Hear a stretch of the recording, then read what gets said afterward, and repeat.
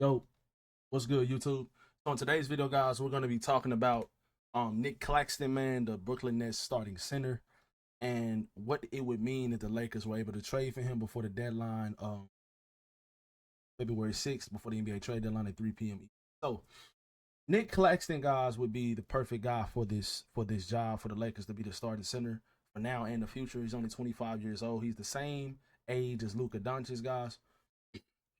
And just real quick, Anthony Irwin is one of the like insiders for the Lakers and stuff like that. He's reported a bunch of stuff for the Lakers before it happened, so he is a credible source.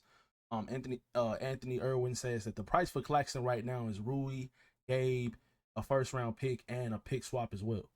So would I be willing to trade Rui Hachimura? And the reason why you have to trade Rui and Gabe first is because of Nic Claxton's contract, I believe. So and obviously you're gonna have to trade a first round pick and a pick swap.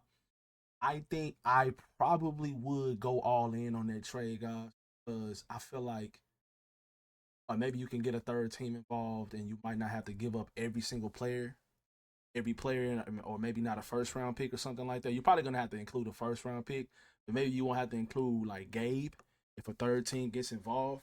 Um, Me personally, I'm going all in for Nic Claxton, guys. I think he is the perfect fit for this team, especially now that Anthony Davis with the Mavericks. Nic Claxton is elite defenders in the. I just want to show you guys a graphic earlier from Sean Davis to be like he Lakers Nation doesn't work with him anymore. Man, I'm telling you, I seen a graphic that he posted earlier about Nic Claxton. Look at this graphic, guys. When it comes to interior defense, look at all these A's. A minus, A minus, B minus, B. Like, okay, he has an F on stable box per defensive goal 10 ratio. I don't even know what that is. But when it comes to the most important things, screener rim defense, screener mobile defense, post defense, A plus, like these are all graded from this season. And that's just one graphic. Let's look at another one. Like we can just go to offensive rebounding. He's one of the best offensive rebounders in the league too. A minus on offensive rebounds per 75 possessions. When it comes to perimeter defense, even perimeter defense. So if you have a team trying to like seek out mismatches and get him in the pick and roll, switching, you have a team trying to go at him one on one. He's good in that department too.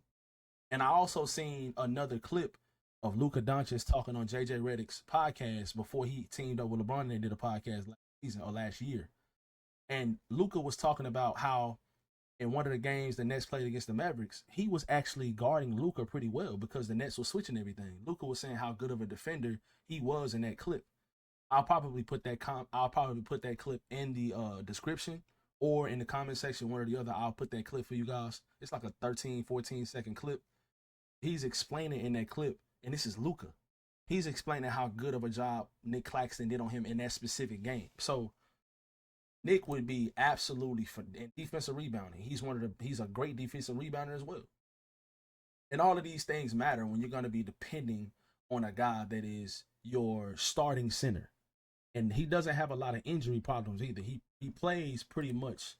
He plays a lot, so he doesn't miss a lot of games. He's pretty dependable. He like the last two seasons before this year, he played 76 games, 71 games, and so far this year he's played 43 games, and he averages about anywhere from 26 to 30 minutes a game. And this season, the Nets are tanking pretty much, and they're really not trying to win games. And he's still, he's having a pretty good season. And this is on a bad team, so he's playing 26 minutes a game so far this season. And I think that's mostly because the Nets really aren't trying to win games. So he averaged at eight rebounds a game, but the last couple of years he's been around 10 rebounds a game. Averages, I don't know what his block numbers average, but he's a pretty good shot blocker, pretty good rebound. I mean, pretty good rim protector. If you guys watch Nic Claxton, well, you obviously know he's a great rim protector. I think his weakest attribute or attribute is probably his free throw shooting, but he probably won't be getting to the free throw line much unless somebody's playing like a hacker Claxton or something like that. So, but like I said, man, the last couple of games the Lakers have looked phenomenal without a starting caliber center. because Jackson Hayes, even though he's been playing better, if he can continue to play the way he's playing in the starting lineup as a backup center, I'd have way more confidence. He's playing spot minutes, like 10 minutes a game, 8 minutes a game, 12 minutes a game at the most. Like if Jackson Hayes is in that role and not playing 20 minutes a game, 18 and then high 15s and stuff like that, or high teens, I think your team is in a better position.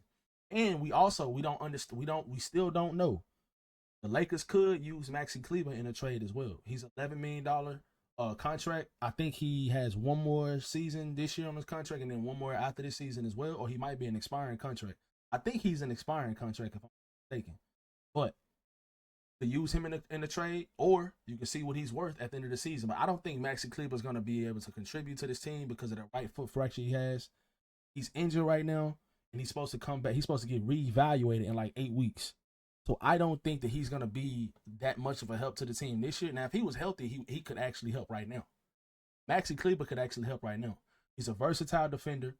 Switch on a lot of players, knock down threes occasionally, but we still don't understand what's going on with Christian Wood either. Hopefully we get an update after the All-Star break on Christian Wood. I don't know what's going on. It's so weird. It's almost like Gabe Vincent's the whole entire season last year. He was just hurt all year until like the last like 10, 11 games. And the same thing with Kendrick Nunn a couple years ago. I don't understand, like the Lakers training staff, I don't know what it is. It's so weird to me. But Christian Wood, if he can play anywhere near what he was doing right before he got injured last season, that's your backup center right there. And you can even play him on the court at times with Nic Claxton if you was end up getting Claxton. There's a couple other guys that you can end up getting, guys. But Nic Claxton should be the main target, man. And I swear, I promise you, if this team gets Nic Claxton with the way that they played the last couple games against the Knicks, against the Clippers, even against the Wizards, I don't care what anybody say. In order to blow teams out like that, you still have to be playing good basketball, because we've seen it so many times where bad teams have beaten good teams, or bad teams have kept it close and they'll come back and beat a good team at the end. Still got to be able to play good basketball in order to blow teams out consistently, no matter what team you're playing against in the NBA. So you're blowing out teams like the Clippers, who have the second best rated defense in the whole entire league, and you do not have a starting caliber center. You cannot tell me with a lob threat like Nic Claxton and with a great defender and a good rebounder that he is, and he's only 25 years old, that your team would not be. And you don't even have Luka yet. Like, this team can be scary, man. We need a center. We need a guy that's a lob threat, that can rebound the ball, that can protect the rim. That's the main objective now. That's the main target we need to get. And if we get Nic Claxton, I think we will become a. So let me know how you guys feel about it in the comment section below, man. Catch you guys in the next video.